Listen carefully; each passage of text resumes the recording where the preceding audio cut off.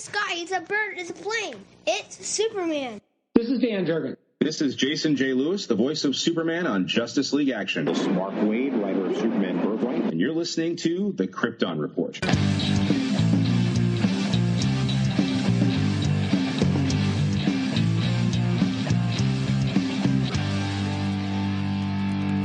The Krypton Report podcast is dedicated to all things Superman, Supergirl, and the planet Krypton.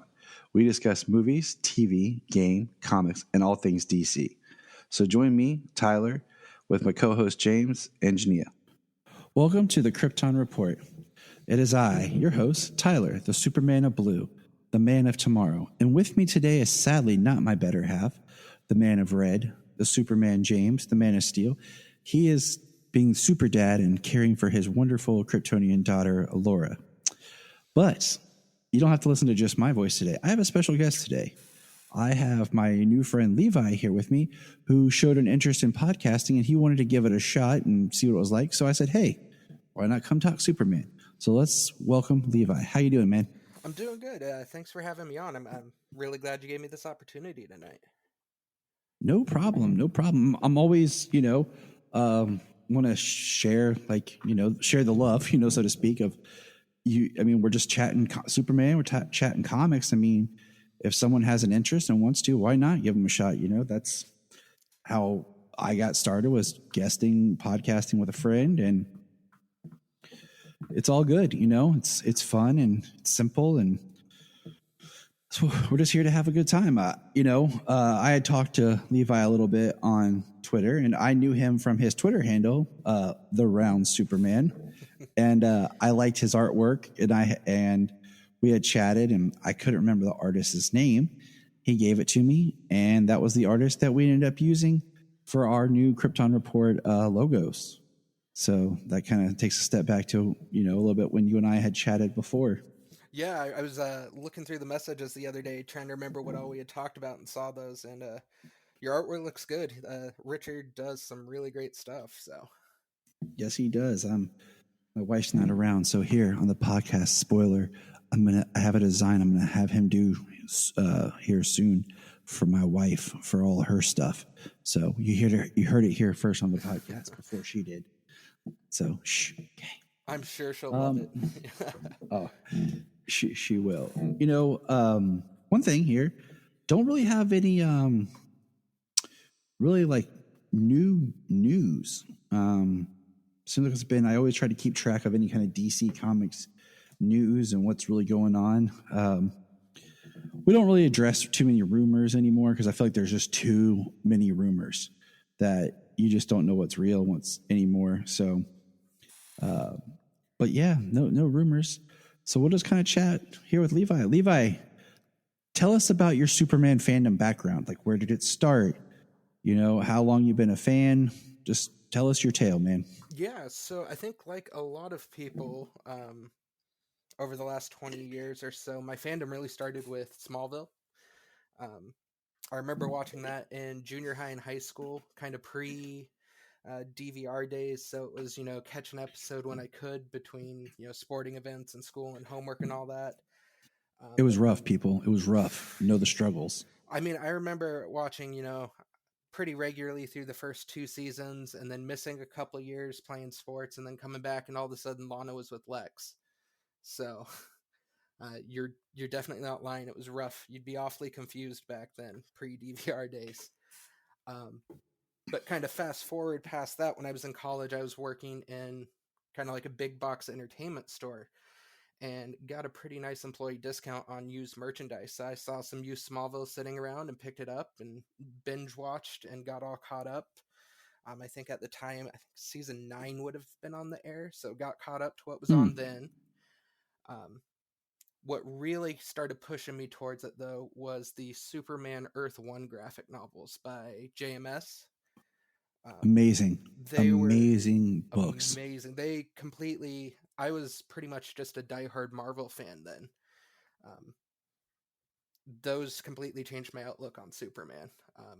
Like I said, I worked like a big box entertainment store, and I started special ordering copies under fake names to make sure we always had some in the store, because people would come up and be like, oh, hey, I need a book for my kid and he likes Superman. And I would run and grab that one so fast.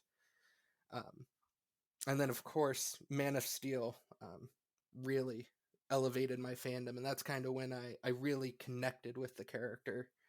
And that version is my favorite. I think just here in my office where I'm recording, I've got probably 5 or 6 Henry Cavill Superman related things within arm's reach. So you could definitely say that movie. I always like to say it changed my life. It played a huge personal impact on me. But from there, just started reading the comics. Got my subscription at the comic book shop here where I'm at, and haven't looked back. Awesome. It's awesome to hear. Like, I did some panels and stuff today with some friends, and we discussed just the impact that Smallville has had on a lot of people, their fandom, their Superman fandom, their, the weight. And I told stories about where that sits with me. And, I watched season 1 and 2 when it was on straight. Season 3, I kind of started to hit and miss a little because of just work. I started college. My times table was everywhere, and DVR was kind of coming out, but my parents really didn't have it. Season 4 I got back into it because at season 4 they started showing the reruns on the Family Channel, whatever it was at the time. Yeah. ABC Family maybe is what it was. And I saw the episode with Bart. Oh, yep. And I was like, yeah. Huh. And then I bought, at that time, I had season 1 and 2 on DVD. So I went and bought 3 and 4 and I watched them. And then for the next, I want to say next 3, so 5, 6, and 7, I was kind of behind. Like I would buy the DVD as soon as it would come out and binge it, basically, because I was in college and didn't have access to cable. And then by the time season 8 hit, I was able to watch 8, 9, and 10 as they aired. And of course, gone back many a time over the years and yes. watched the series. Planning my own rewatch now. For Christmas, one of my family members got me the Blu-ray set. Nice. The complete one. So I'm even though I already owned them all on DVD, I saw the shiny Blu-ray and had to get it. Yeah, I'm there with you. I just this year for Christmas was just crazy, and the Blu-ray set for both Smallville and the Superman the Animated Series I want, because animation, when they update animation like that to Blu-ray, it just looks beautiful. That's on my list. It'll probably be the next thing I order. I like you said, I have them all on DVD, and I love keeping my physical media. I'm a big believer in physical media of stuff that you really love and like. As we've seen, they've done a lot of tweaks and changes and little things on streaming services that are different. One of my favorite stories to tell is very interesting, and it deals with like licensing rights. So I watched Supernatural, okay, and I watched them all on DVD up until season 4. That's when I started watching it as it aired. So my wife and I decided we were going to do a rewatch at one point, and instead of putting our DVDs in, we just went to Netflix. And what's interesting is if you watch on Netflix the first season of Supernatural, all of the music is different than what it is on the DVDs. I'm going to have to do that now because I have the DVDs, but we're trying to get caught up on Netflix. I'm going to have to go back and check that out now. The easiest one to do is the second to last episode, where usually there's the Carry On My Wayward Son, and go to the Reaper episode.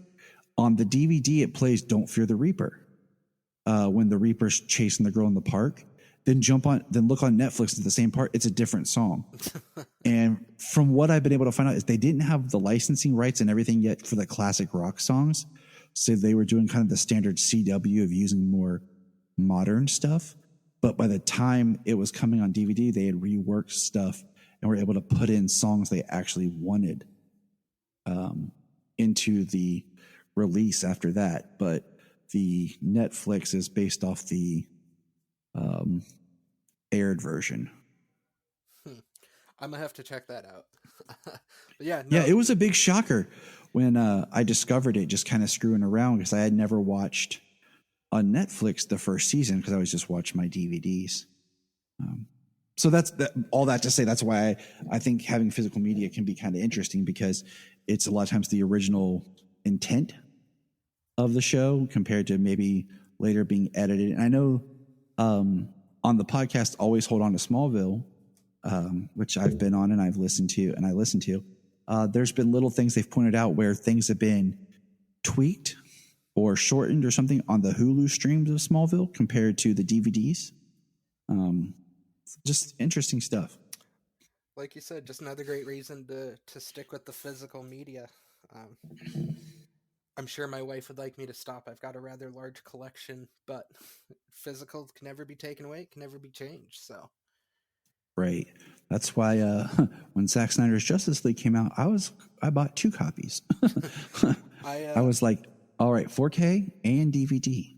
I got a little impatient, and I had some friends over in the UK, and they got it released on Blu-ray before we did, and I paid a pretty penny to have them go pick me up a copy and ship it. So I actually tried it, and I was able to order it through Amazon UK. Oh, nice. And have it delivered to me. So I paid and bought it through Amazon UK, because I was just like, I'm gonna try this, because like you, I was like, I'm impatient, but they hadn't confirmed if it would have been released in the States. Yep. There was things that was just gonna be like, nope, it's gonna be just on HBO. And I'm like, nope, I want a physical copy.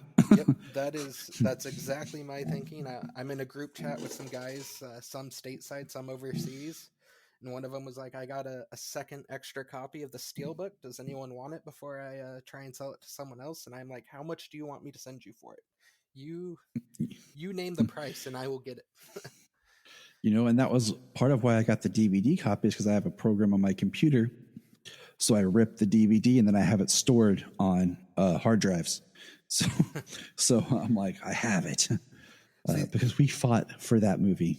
Yes, that's I didn't realize this with HBO Max. I went on my honeymoon last year and had downloaded the movie a few days in advance so I could watch it on the planes, but they only allowed downloads to stay downloaded for 10 days before you have to reauthorize them. So halfway through my honeymoon, I was in a panic trying to re-download Zack Snyder's Justice League on the hotel Wi-Fi.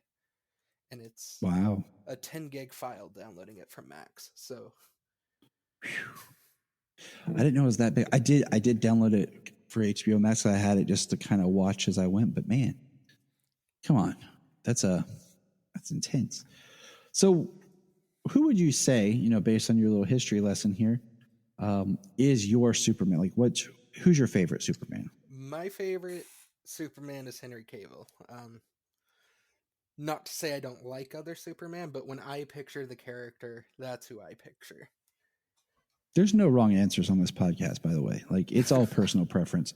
People will argue and fight with you all day, but you know what? That's their problem. There is no wrong answer. Yeah, the Superman fandom can be a bit decisive when it comes to that actor question, but for me, just for what Man of Steel meant for me personally, I don't think I could ever pick another Superman over Henry. I don't disagree with you. At the moment, it's hard for me to say, because I really love what Tyler is doing on Superman and Lois. Oh, he's definitely my second choice. I've said this often. I feel like when they went to do Superman and Lois, they studied every Superman and discussed what worked with each version, and they created the greatest hits version. Oh, for sure. So, the show to me has a special place, and I said this all the time, but like when I started Smallville, I was in high school, and then when Clark went to college, I was in college. when Clark dropped out, I still stayed in college.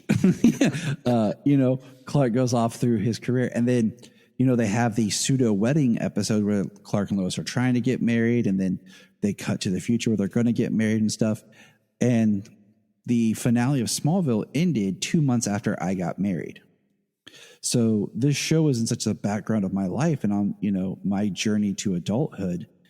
And then jump ahead, Superman and Lois drops, and now Superman's a father of 2, which I'm a father of 2. My children are young, his are teenagers. But there's this, feel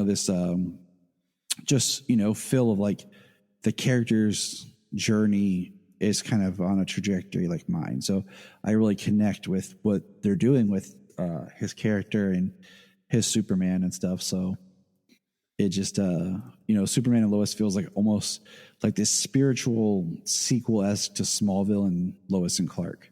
I really think it does. Yeah, I'd agree with that. And Tyler, I think he does the charming Clark Kent so well, for lack of a better way to put it. Like, he's just so likable as the character. As much as I enjoy obviously seeing him in the suit, the scenes where he's just being Clark are just as good as the Superman scenes, which I think plays a huge part in the success they're having. I agree. Now here's a question that a lot of people have a hard time with, but you have your favorite Superman. Who's your favorite Clark? Oh man. I don't think I've been asked that. I feel like I've got to go with Tom Welling, seeing how he played Clark for so long as just being Clark. Tom's is always a fun, little like medium ground, because it's like, I look at it like this. He's one person, but it's like when he's Superman, it's kind of like being professional. When they're like, okay, Tyler, be professional. You're going to a professional environment. It's like putting on your best. But then when he's Clark, it's like he's being like a little just more laid back, a little bit more comfortable. It's not like he's drastically different people. Of course, Chris Reeve played it differently. And that was radical for the time, because that's not how he was in the comics at the time either. And as much as a lot of people love that, I'm not a huge fan of that, because if the purpose of Clark is to blend in, being that outlandishly awkward, you're going to stand out. Oh, I totally agree. I do like the way Tyler's playing Clark right now, though. It's I like just Clark the moment in Supergirl where it kind of cut to him talking to Perry White, and he's like, yes, sir, lickety split. I know no one says lickety split anymore, but no one says Great Caesar's ghost. Yeah, yes, sir. Yeah, yes, sir. You're like, and then, I was like, oh man, there's just, there's something there. So it is an interesting question, because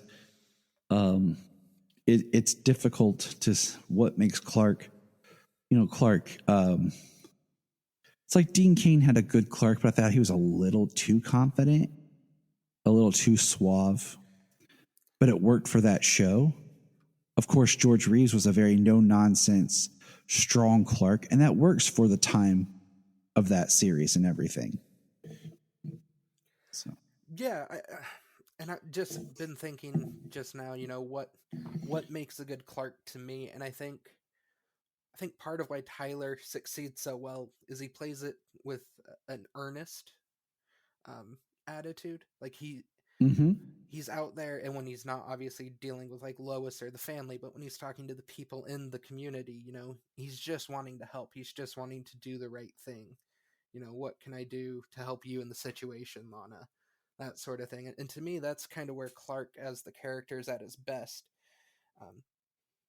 He blends in by just being a part of the community, as opposed to being the bumbling reporter or the Smallville version of Clark, who was the town strongman who showed up at every freak accident. Yeah. So it's a very interesting idea of like, oh, Clark, never thought of Clark.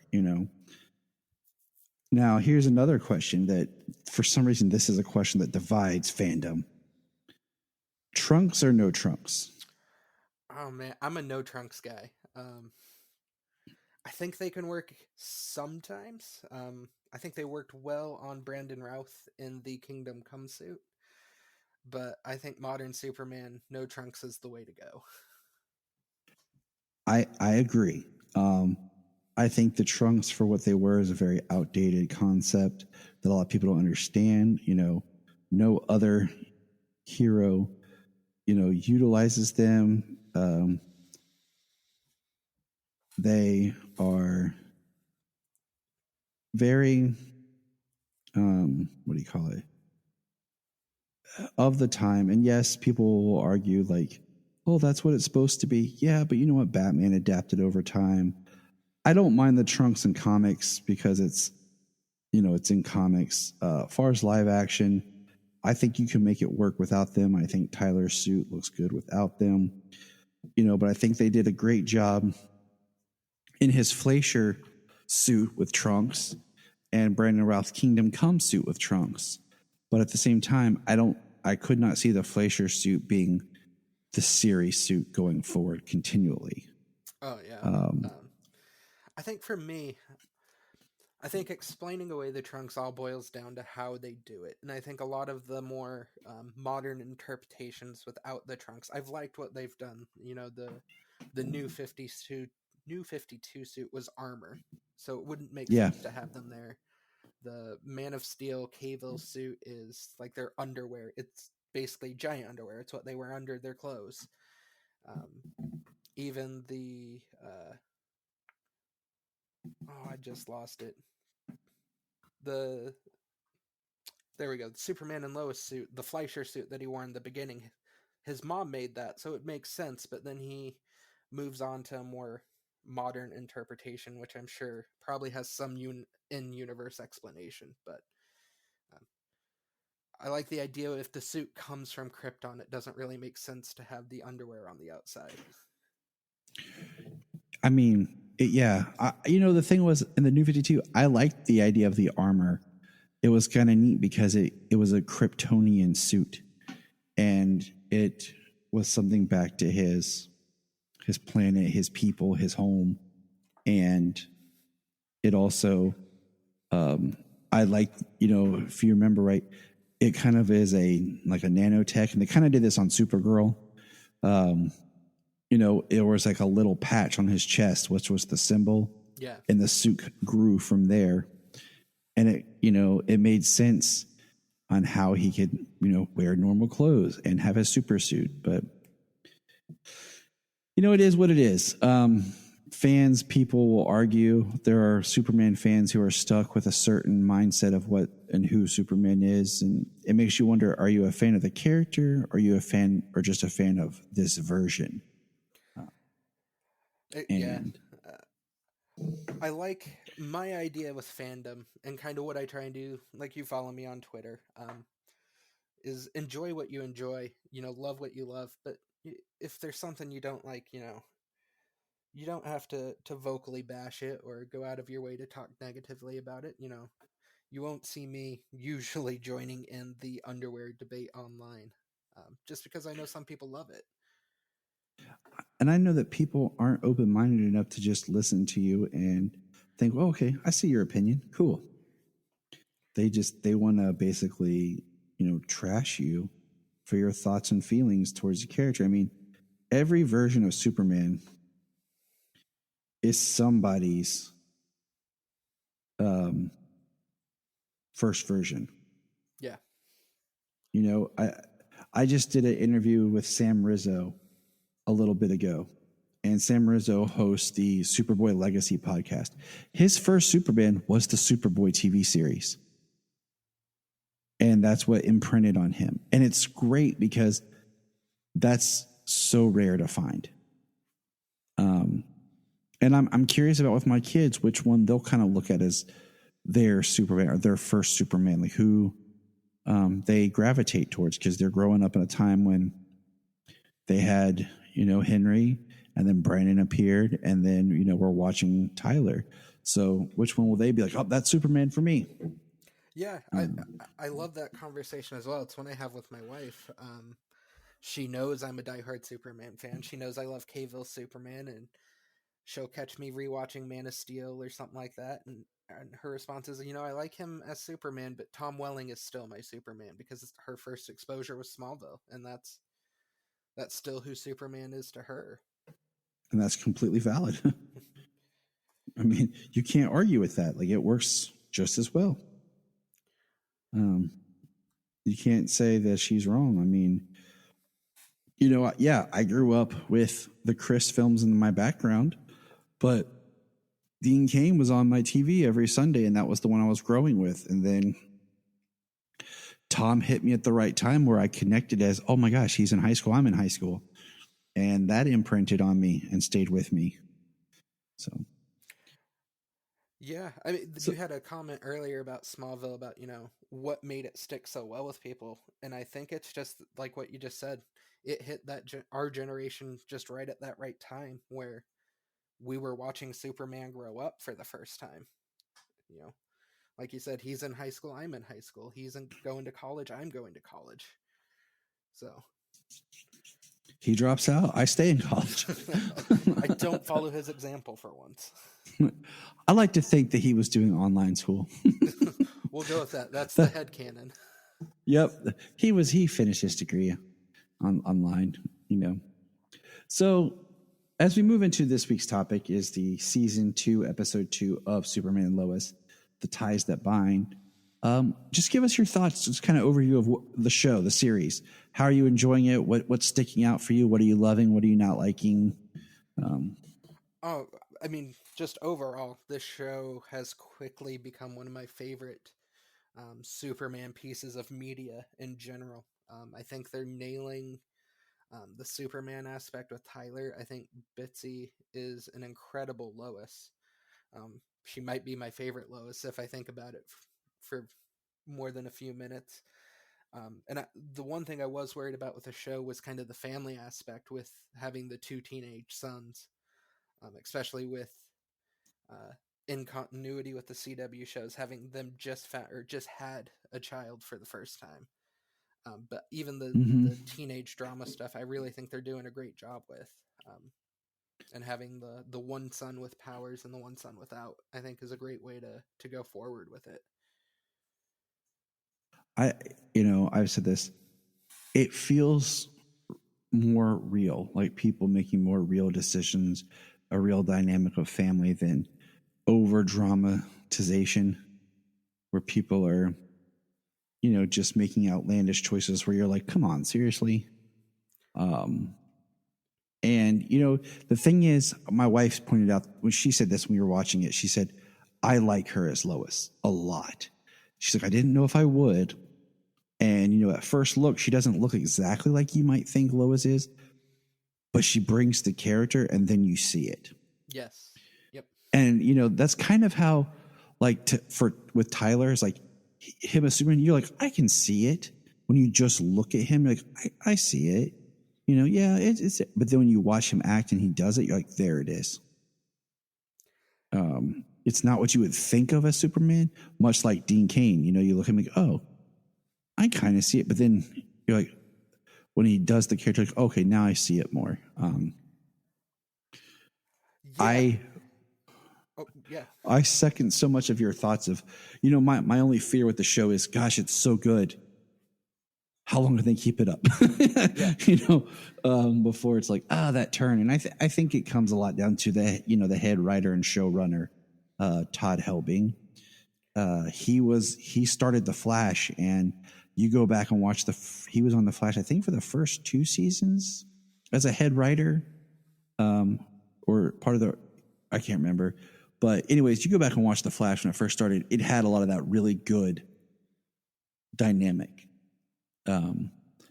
And, you know, we're watching this, I can see that. I'm enjoying this. You know, season 1 was our Wednesday morning breakfast show, because I bought the season and it would download, and then Wednesday morning I get up and make breakfast, the kids were, my son was in kindergarten being homeschooled, so we didn't have to go. My wife didn't have to go to work till later. So we'd get up, I'd make breakfast, and we'd all eat breakfast and watch the show.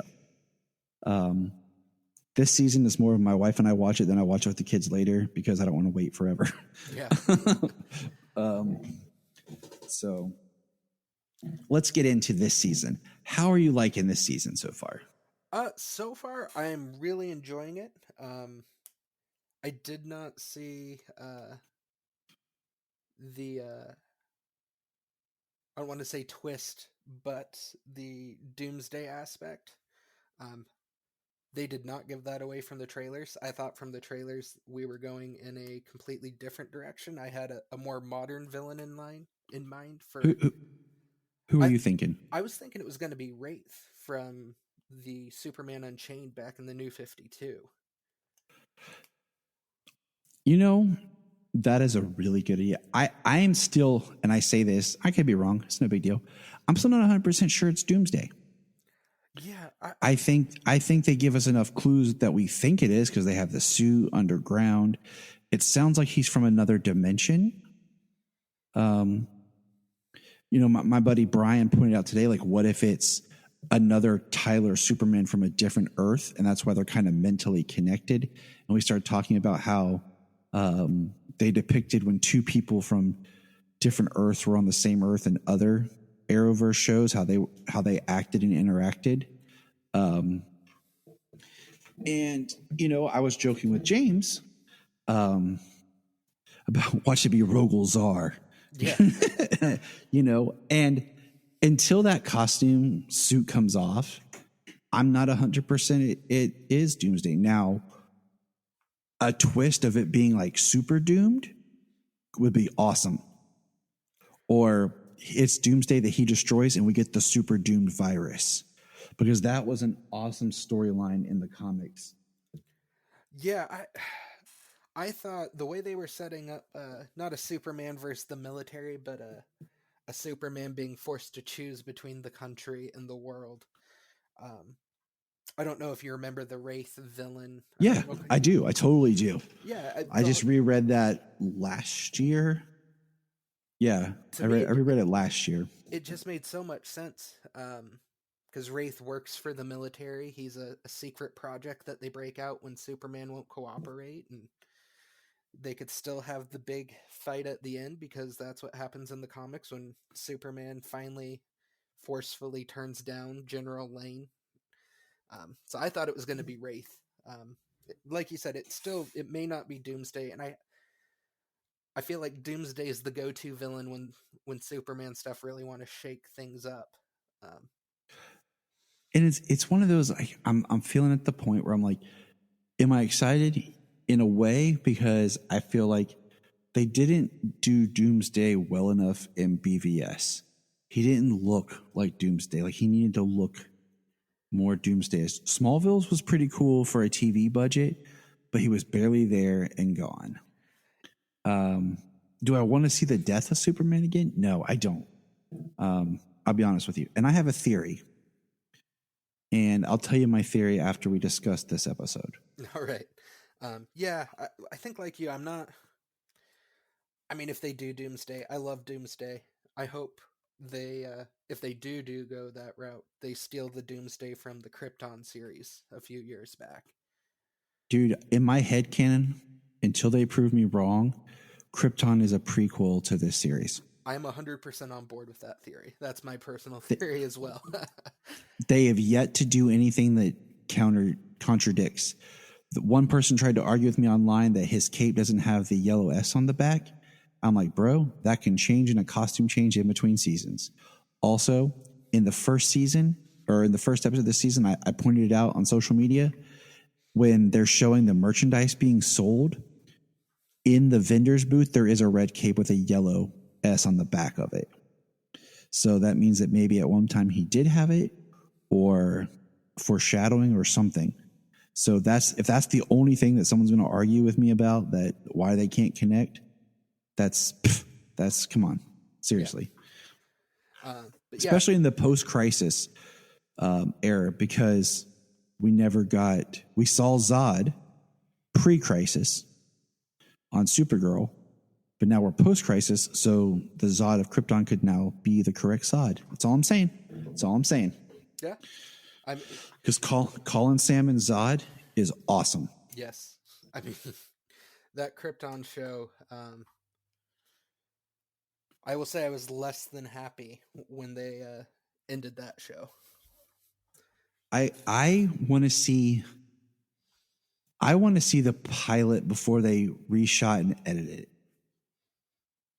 When because it was more the Man of Steel prequel that they'd originally. Yes, because I share with my friend when they first put the teaser trailer out there was footage in that first trailer that did not end up in the series, and it had more of the Man of Steel tie-in stuff, and then they kind of redid it, but season 2 was amazing. I wish we would have got, since they canceled it, could have got a Krypton like Sci-Fi Channel movie to tie up where the season ended.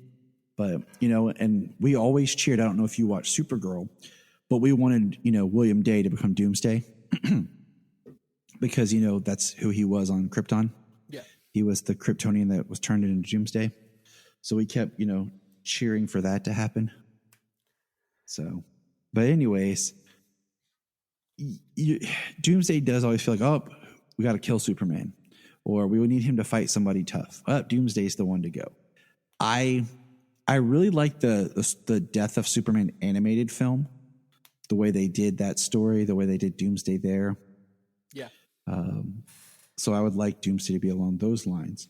But let's get into this episode. I take notes, and what we've been doing is we've kind of been doing the story beats character by character instead of just kind of going with a summary. Yeah. But I will say, first of all, okay, so we know there's John Kent and John Henry, and I just call him Henry, or John Henry, so we don't, get confused on who's who. Because I feel like if I say Jonathan, that's the father or grandfather. So John Kent is the son, and then John Henry or Henry is Steel. Just so we can communicate more clear, when you get into these multiple same name people. Yeah. But John, he didn't have much to do. We get the scene of him working out where he's trying to, in the weight room, he's working out. And then later we get a discussion where he thinks that one of the guys on the team is doing roids.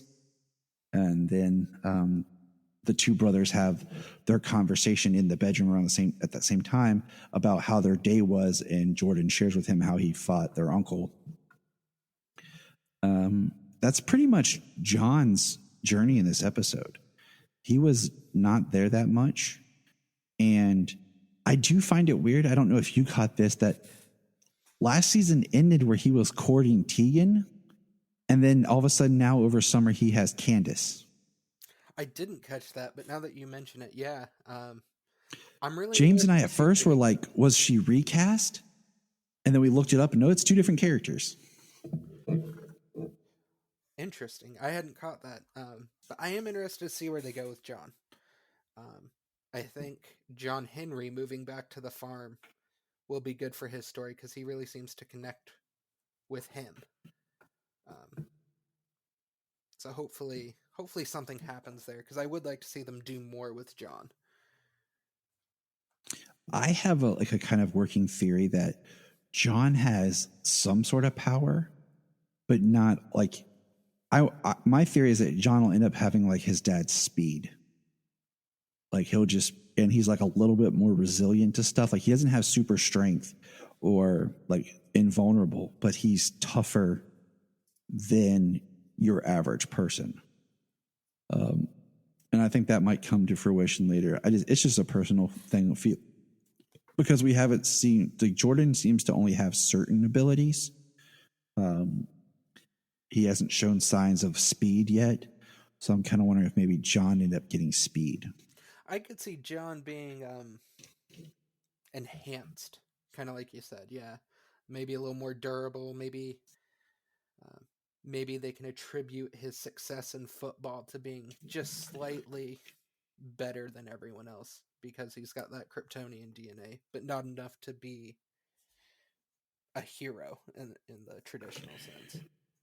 Yeah, and that's kind of where I'm leaning with the fact that, we've had this discussion that John on the show is not exactly John from the comics.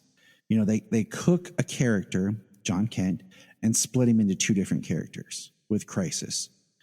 You put Jordan and John together, you have more of the John of the comics. This is different interpretation because we have two different children of Superman. My next character on my list is Nat. This was a great episode to really, I think, bring Nat out and kind of give her something to do.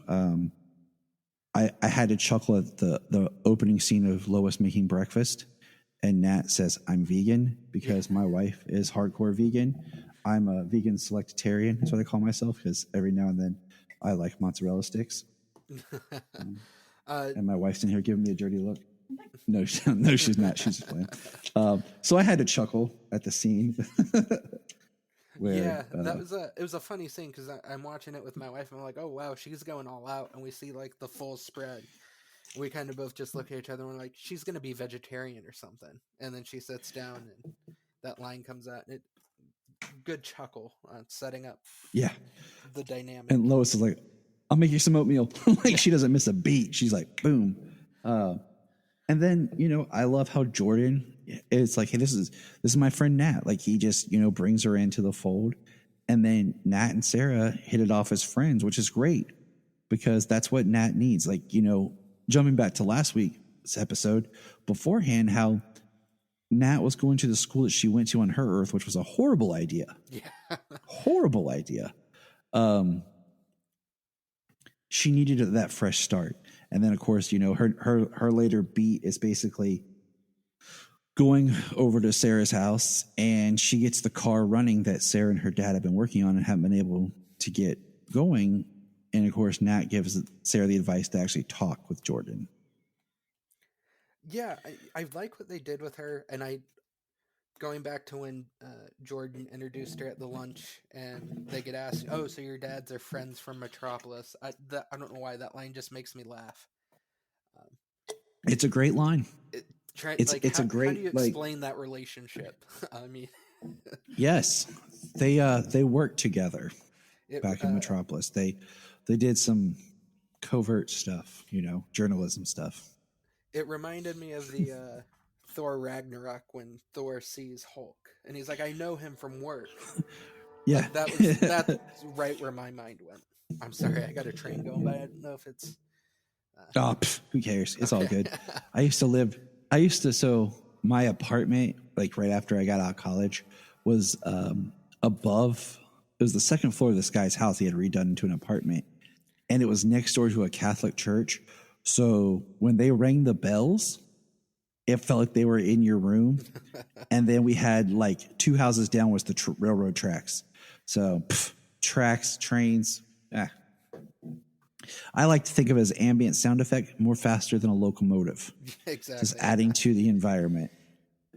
The next character that we'll kind of go towards is we'll hit on the Cushings.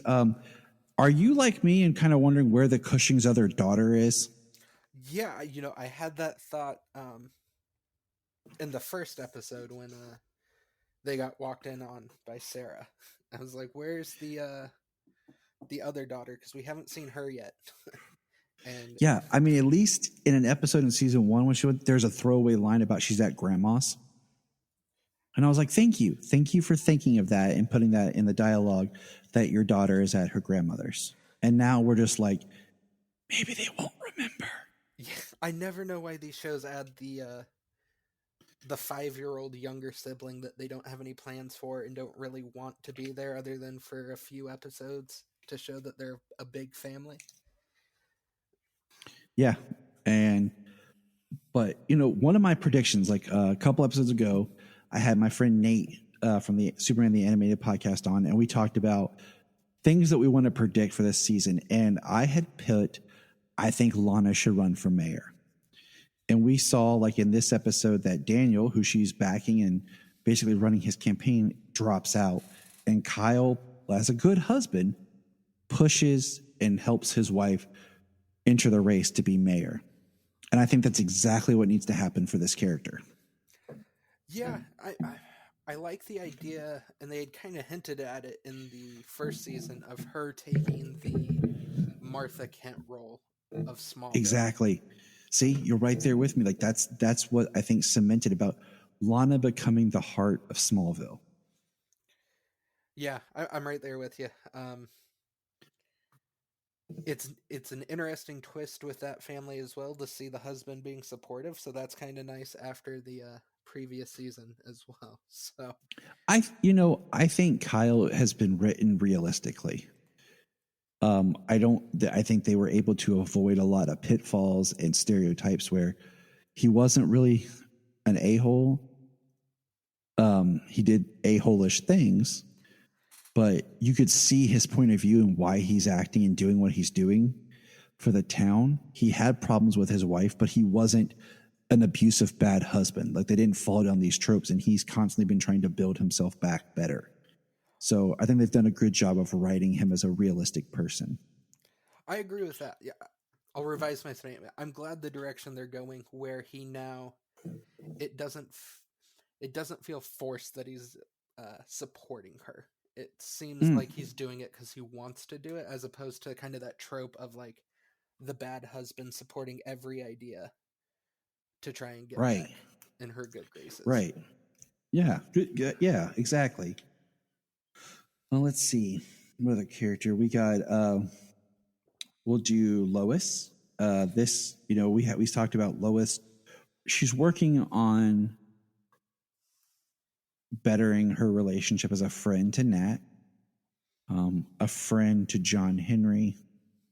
We got a great scene of John Henry and Lois working as Lois asks for his help to try to figure out what these earthquakes are.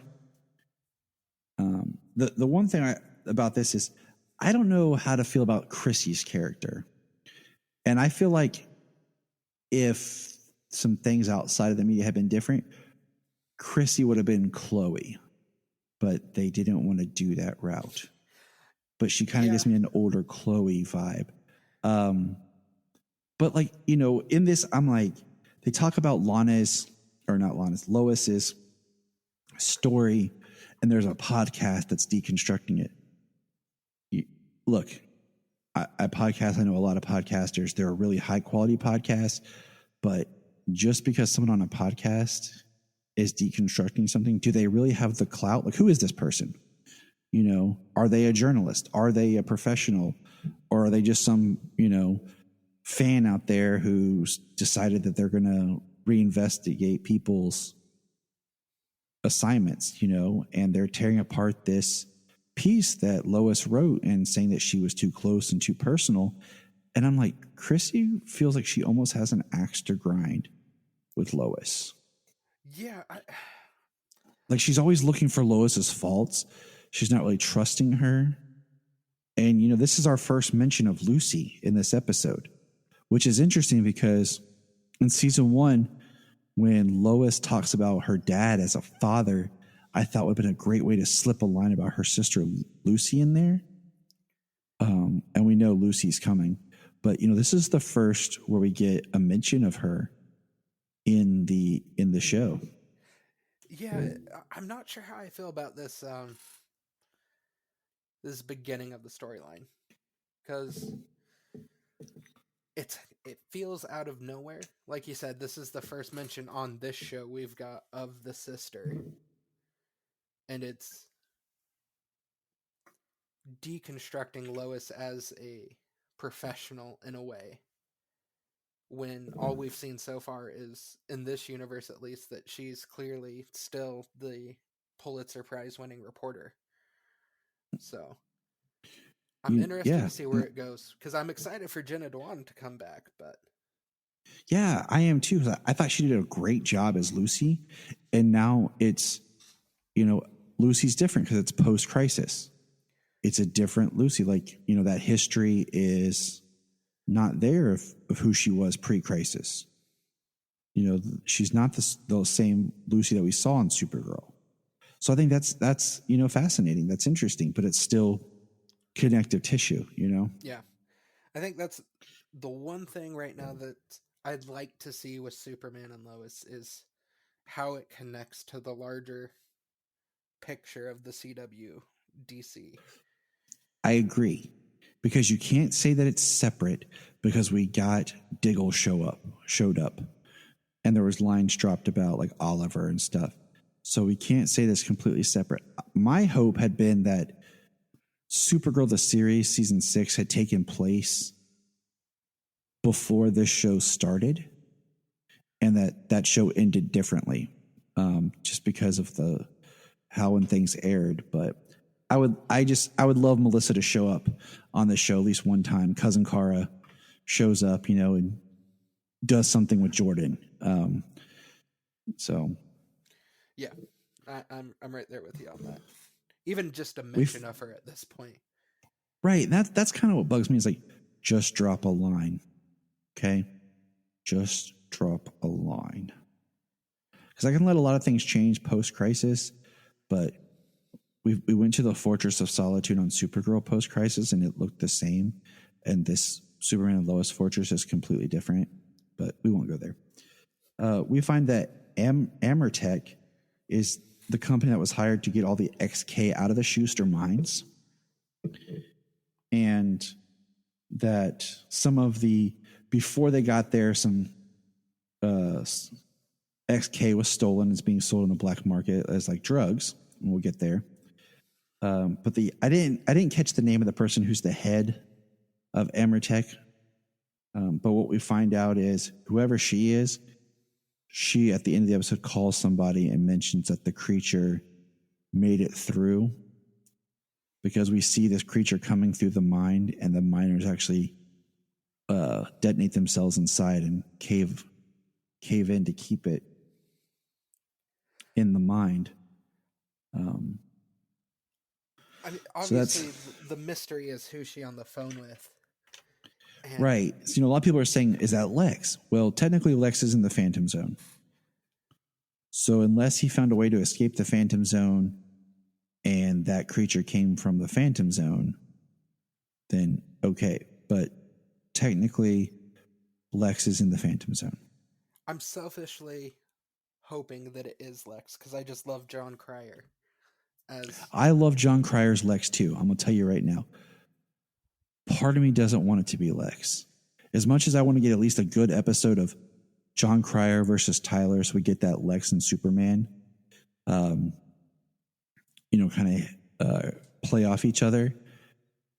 I think he needs to be benched for a little bit because of how much they overused him there at the end of Supergirl. I could see that, yeah. I'm genuinely curious who it's going to end up being. I think the easy answer is it's the U.S. military. I can see that, and I really like your Wraith thought. Like that, it's a solid prediction based on the character of Anderson that we'll talk about here. Anderson is the person replacing Sam, of course, and we got one scene with him where they helped aid Superman. And he basically says flat out to him, basically that, we're not going to back you up. We're not going to help you. We don't have to do this. You're not part of the team anymore. So, you're on your own. He cuts and I think off. that's a good setup of, trying to get Superman to step aside from the DOD. And, there's this team of heroes, Tag from season 1 being one of them, that wear a Superman symbol and are basically little meta-human soldiers for the government. And I have a theory about where that's going to go. So Anderson's proven to be, a typical pain in the butt military man. Now, and my dad was in the military, so I'm just joking. Like he retired and everything, so I'm a military kid. So that's why I say that with a smile and a wink. So no one can take offense to that. I grew up around military bases, so I will just say, John Henry. Go. I was just gonna say, every time that him and Tyler share a scene, Anderson, it makes me laugh as someone who watched the Teen Wolf show. on MTV. Me too. To see them back on screen together. I thought that show did really well the first 4 seasons. I can't remember. And then it felt like it was a really good, well-crafted show. And then it kind of got into the more melodrama of high school when they started adding new characters to it. It definitely took a weird turn, but as soon as they announced Tyler was going to be Superman, that's where my mind was back to Teen Wolf. And I was like, nope, I can see that. But seeing those two on screen every time, it just makes me chuckle because Tyler looks the exact same, but they've got the military comb over on Anderson, and yeah, such a change for that actor. What's interesting is I watched Teen Wolf. I started it and then I didn't finish. It was on Netflix. And then when back in 2013, they talked that Tyler had auditioned. So originally he had auditioned for Zack Snyder as one of the people for Superman. And then he auditioned for Batman before they decided to go with like Affleck. So when it leaked that he had auditioned, I was like, oh man, I got to check this out. So then my wife and I started watching Teen Wolf, and then here we are now. He's Superman. So Tracy. I remember those rumors. I remember the excitement around that when, as a fan of the Teen Wolf show, when they're like, "Oh, he auditioned for Batman." So I was like, okay, I got to see how this guy does, So John Henry, I like the part where Clark has his little headache seizure, and we'll get there. I like the line. He says, "I'll take the kids to school." He's like, "No problem. It's Nat's first day. Be doing me a favor. I'll take the kids to school." And then, we got a really good scene with him and Lois being friends and working. And she asks him if he'll be all right. And he just says, "I'll manage." Because we see that he still struggles with the fact that on his Earth, Lois was his wife, Yeah. And I'm still not 100% okay with that storyline, but I'll let it go for now. Well, so still not my favorite, but I can see where they're using it for drama and everything. So okay, I'll let it go. As long but as I just like. Go ahead. I was going to say, as long as they don't go down the cliche road of right what could possibly happen with that, I'm okay with it. And the same thing with I'm loving the fact that Clark and Lana are friends. There's no tension, or she still wants Clark and Clark has an interest in her. I just love the idea that they're just really good friends. I don't need the melodrama of like the love triangle or nothing. No, I don't need that. And then fast forwarding to the end, John is the one that figures out that the tremors have happened 5 times. And each time there's a tremor is when Clark is having his vision, his breakdown. And he has like the seismograph images. So I like him as John Henry. My next prediction for this series is he'll get an updated, different steel suit. He'll get the S on his chest, and he'll get the cape. That's what I'm hoping for.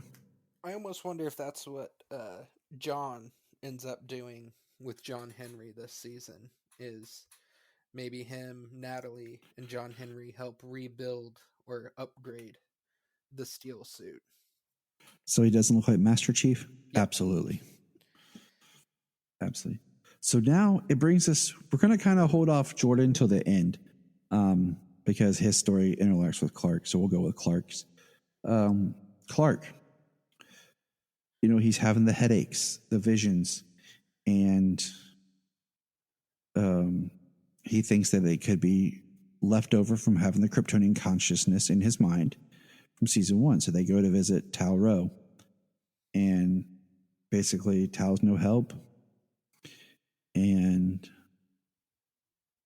basically doesn't really give him any answers. And then we have the beat of Clark going to help some people in danger and getting into a fight with a guy who's using XK dust to power up and attack, and that's when the Anderson troops show up, and we see who they are. And then basically Clark does have to go back and get Tal, and they go to his cave, his fortress, because he has a working crystal, which makes me kind of wonder, couldn't the mother's crystal be used in Clark's fortress? I don't know. But I was shocked because I had high hopes that maybe we would get for Lara some sort of previous super actress.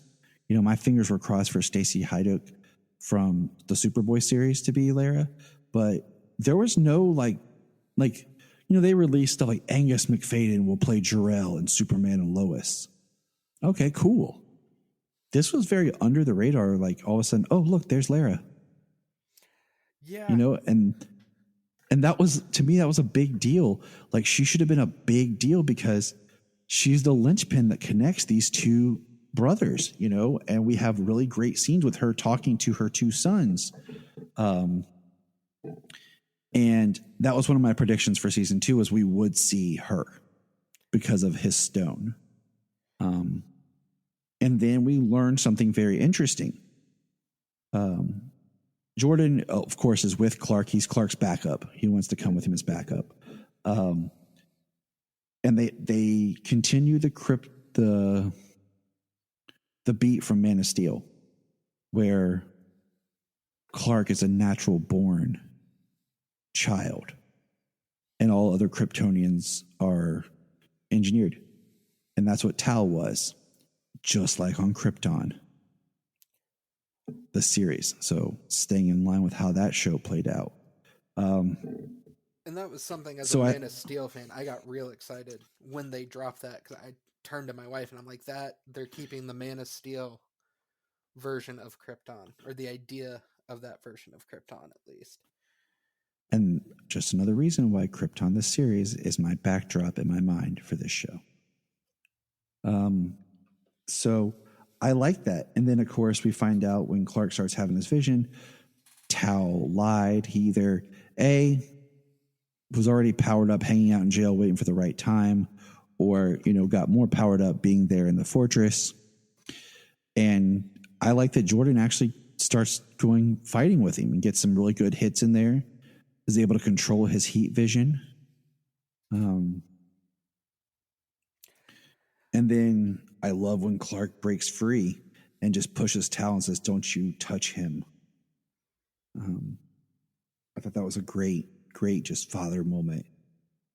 Then they take him back to jail, and Tal has the comment about, do you mothers please, they're still good in me. And Clark basically he asks him if Clark does, and Clark's like, how do you phrase it? Like, I know, but I don't want to believe, or something. It's very kind of vague, like he of what Clark believes is inside Tal. It's just such an interesting moment too, because I think Clark inherently wants to believe people are good. Even people like Tal could be redeemed. And I believe he does. I just don't think he wants to admit it to Tal that he does. I think he's conflicted about it. He's angry because it's personal. Yeah, agree. Especially because Tal, not just the Eradicator arc from last season, but the times Tal had attacked his family. Like you said, the beat where he breaks free and goes to get Tal off of Jordan.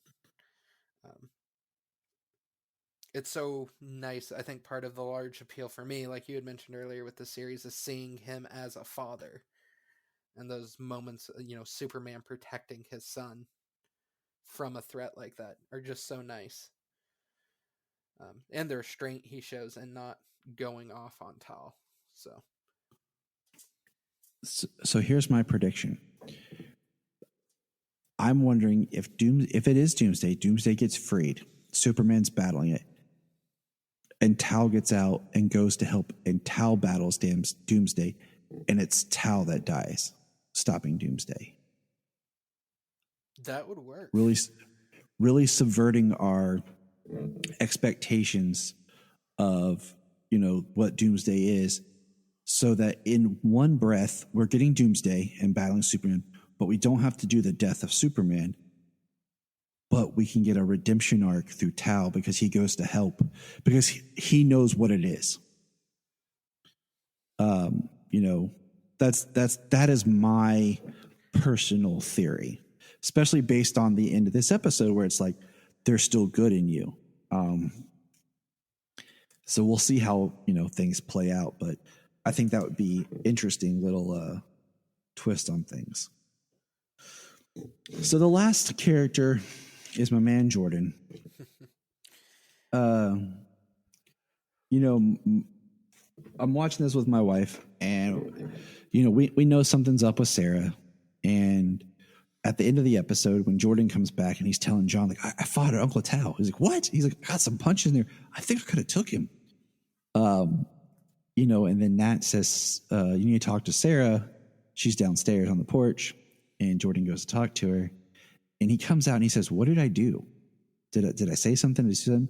And, we find out that at camp, Sarah got caught up in the moment and ended up kissing someone else. It was a girl at camp, and Jordan just kind of pauses and he's like, well, you want to date her now? What? Why? And Sarah's, trying to be nice, and Jordan just like, I'll see you at school, and walks away. And I looked at my wife and I'm like, that was me. I'm like, I feel every ounce of pain that he has, because I had situations in high school where I was very much the open bleeding heart like Jordan. I had some girls do me wrong. And if I had had heat vision, I would have walked in that door, out the back door, and been in the field setting it on a blaze, yelling as fire shot from my eyes. But I just felt his pain, where you didn't do anything wrong. You're just the good person, but you get hurt anyways. And I liked how maturely they had him handle that as well.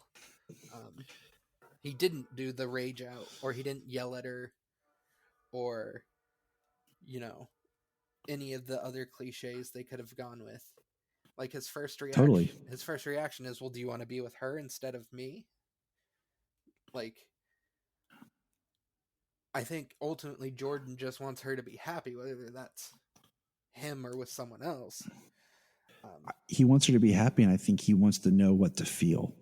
And maybe I'm projecting in a sense of just like, well, if Sarah doesn't want me, I know how to process those emotions. I know what to do. But if she does want me, I have to kind of live with this pain. At the same time, like, I can't be mad at her because I still want to be. It's like it's very difficult. Emotions suck. Yeah. Okay. Because you're like, I want to be with this person. They want to be with me, but they hurt me on this level. What do I do? How should I feel? And that's what Jordan's going to deal with. And it sucks because in one hand, I kind of get where, Sarah's like, I got caught up in the moment. Like, it just happened. And I'm like, I understand that, how things can happen. But at the same time, I'm like, but you hurt my man Jordan. Like, things aren't going to be that easy for you. I'm really interested to see what they do with Jordan and this storyline going forward, because I loved in the first season them having him deal with his anxiety and depression. As someone who struggles with those myself, it was like, oh my God, like, one, it's great to see this in a Superman show, but two, they're nailing the way Jordan was handling it and how it manifested. So it'll be interesting to see if they go back down to that route and kind of, how does a super powered individual who has these issues, who's now been hurt badly, yeah, how I don't feel like you can send him to therapy in case he accidentally mentions he shoots lasers out of his eyes. But Yeah, like, oh yeah. And when I get really angry, I just want to burn stuff down with my eyes. Not really, Doc. Metaphorically. I've got a log down in the basement I go and punch. Like, Yeah. I how do you deal with therapy? I put on a suit and go and beat people up. yeah. So I'm interested to see where it goes. It was funny watching this with my wife the last 2 episodes, and as soon as they said it looked like something happened at camp, we're like, oh, she kissed another guy at camp, and then having it be a girl, and then having Jordan like not even blink at that, I thought was a nice touch as well. It wasn't like, oh, It's interesting because, and then I'm like, well, what are they going to do with Sarah? Like, are they going to try to explore this, sexuality storyline, or are they just going to be like, it happened? I'm kind of curious, like, how far down do they want to do this storyline? Are they going to try to pull? I don't want them to try to do something where they try to pull it around where Sarah's now interested in like Nat or something. Because I think that would just be over drama. My gut reaction was she's going to be into Nat. That was mine too. I was like, oh man, don't do that. Because then that's just going to like be too much soap opera drama. And I'm like, I don't want that. Like, you're doing so good with like being believable. Yeah. I don't want to go down this over like my ex-girlfriend now likes my pseudo other dimensional sister. Yeah, that would. We've got to come up with a term for that relationship. Are they step siblings? Interdimensional step siblings? I mean, yeah, we got to figure something out. So it's like biologically they are step siblings because I guess the DNA of Lois on that Earth would be the same as the DNA of Lois of this Earth. So from a biological episode, like they would be step siblings. So yeah. But that's episode 2, Ties That Bind. I thought it was really good all around. I can't wait for the next episode here, Tuesday night / Wednesday for those of us who can't watch live and have to wait for it to drop on iTunes. Yeah, this episode is great, and I think this season, at least 2 episodes in, they're doing a good job of building the tension for whatever is in the mine. We're supposed to get a reveal in episode 3 of who the villain is, and I don't think it'll be the reveal of what's in the mind. I think it'll be maybe who the villain is behind things. I listened to a great interview with Todd Helbing on the Hall of Justice podcast.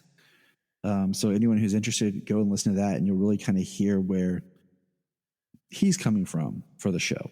So that'll help kind of frame where the show is. Yeah. Any final thoughts? I'm like you. I'm excited for Wednesday because I don't get the chance to watch it Tuesday nights. Wednesdays are a great day of excitement for me to tune in. So. All righty. We'll kind of put a pin in it here. Levi, it's been great having you on, man. It's been a great discussion. Yeah. Again, thank you for having me. I've really enjoyed this time we've been chatting about it, and it's nice to talk to someone about Superman other than my wife. So. Yeah, I know sometimes wives can just look at you and be like, find friends, please. Find somebody else. Exactly. So if people want to reach out to you, where's the best place to reach out to you? Best place is probably going to be Twitter. The Round Superman. It's where you can find me. I'm on Instagram as well, but I'm definitely way more active over on Twitter. So. All right. And of course here, send us a message, any kind of feedback for Krypton Report on any of our social media. Send us an email. And remember,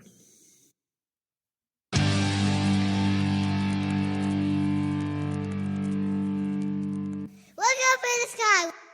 Do you like movies? Of course you do. Do you like comic book movies? Of course you do. Well, our Patreon is launched now. It's $1 a month. That's all we ask. $1 a month to hear great content. And right now, one of the biggest things we're doing on our Patreon is movie commentaries. I am a movie person, and I love to talk about movies. So what we're doing is at least 2 movie commentaries a month. You'll hear the wonderful voice of my wife, Jania, more often, and other special shows. Check out our Patreon at kryptonreport.com/Patreon. And all we ask is, hey, $1, it helps us keep the show on. We're not looking to get rich. We just help with the cost of doing this, and it helps a friend out. You loan a friend $1, you probably have $1 lying around the house and change. So check out patreon.com/KryptonReport. Sign up for the $1 a month and send us a message. You can be on the podcast. We can talk about something, anything you want to talk about. You can join us for a movie commentary if you want. So check it out. And if you want to have a good time, keep listening to the Krypton Report. If you're enjoying this podcast, here's some of our favorite podcasts to check out.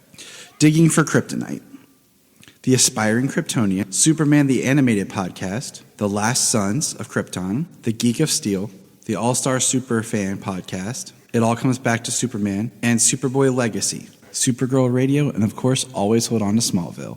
Check all those out, enjoy those supercasts, and remember, keep listening. The Krypton Report is a Tears production.